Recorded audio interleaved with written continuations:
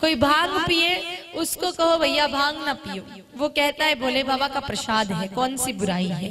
आप में से भी कई सारे लोग महाशिवरात्रि के दिन भोले बाबा के प्रसाद के नाम पर खूब गटकते होंगे बम बम बोले करके, लेकिन भोले बाबा भांग पीते थे ये कौन सा ग्रंथ कहता है, ये मुझे बताइए। कौन से शास्त्र में लिखा है भोले बाबा भांग पीते थे?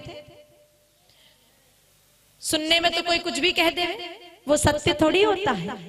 मेरे भाई बहन, भोले बाबा भांग पीते थे ये किसी भी ग्रंथ में नहीं लिखा, और आपको ऐसा कोई ग्रंथ मिला है तो हमें बताइए, क्योंकि हमारे परम पूज्य श्री सद्गुरुदेव भगवान ने 4 वेद, 6 शास्त्र, 18 पुराण, श्रुतियां, स्मृतियां, लघु बृहद, छोटे बड़े जितने भी ग्रंथ हैं सबका अध्ययन किया, कहीं नहीं लिखा है कि भोले बाबा भांग पीते थे। मेरे भाई बहनों, असल में इन भंगेड़ियों को अपनी कम्युनिटी बढ़ानी थी, इसलिए भोले बाबा के नाम पर बदनामी शुरू कर दी, बाकी कहीं नहीं लिखा है कि भोले बाबा भांग पीते थे।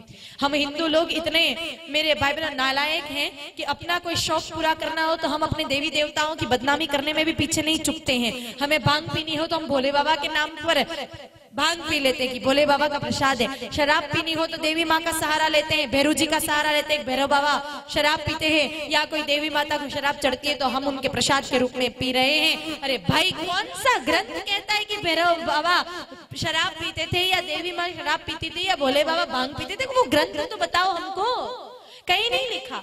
और ऐसा कहीं लिखा भी है, ऐसा कहीं लिखा भी है तो हमारे जितने भी देवी देवता हैं उन्होंने अपनी एक लीला पूर्ण करने के लिए, कोई मेरे भाई बहनों कार्य को पूरा करने के लिए अगर किसी परिस्थिति में अगर उन चीजों का सेवन किया तो हम उनकी बराबरी नहीं कर सकते। आपको 1000 सालों में ऐसा कोई ग्रंथ छपा मिल जाए जिसमें लिखा है भोले बाबा भांग पीते थे, हालांकि 1000 सालों में छपे किसी भी ग्रंथ पर हम 1% भी विश्वास नहीं कर सकते, क्योंकि इन 1000 सालों में कई सारे मुगल आए, कई सारे अंग्रेज आए, और उन्होंने हमारे ग्रंथों को मेरे भाई बहनों हेर फेर करके उसमें ऐसी बातें भी लिखा दी जो नहीं थी, क्योंकि हमारे धर्म को उनको नीचा दिखाना था।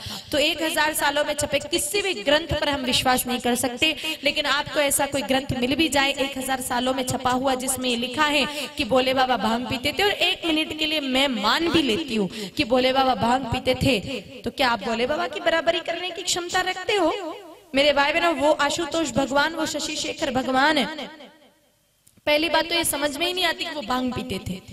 उनके लिए तुलसीदास जी महाराज ने क्या लिखा कि अगुण अमान मातु पितु हीना, उदासीन संशय सब छीना। जो अगुण है, अगुण का मतलब जो गुणातीत है, सत्व रज और तम गुण से परे हैं, गुणातीत हैं। अमान यानी जिनको मान सम्मान से कोई लेना देना नहीं। अब जो गुणातीत हैं वो सेवन ऐसी चीजों का कैसे कर सकते? तो ये कोई बात मेरे भाई बहनों ठीक तो नहीं लिखती, लेकिन मान भी लिया जाए 1 मिनट के लिए कि भोले बाबा भांग पीते थे इसलिए आप भांग पी रहे हो, तो फिर बराबरी करनी है तो पूरी करो। भोले बाबा भांग पीते थे और आप भांग पीने की क्षमता रखते हो तो फिर एक काम करो, भोले बाबा हलाहल विष भी पीते थे, घूंट 2 घूंट आप भी जहर पी के दिखा दो, फिर लगे बराबरी पूरी की। अगर आपको भोले बाबा की बराबरी करनी है तो भोले बाबा आकड़ा धतूरा खाते थे, थोड़ा आप भी खाना शुरू कर दो तो लगे कि बराबरी पूरी की।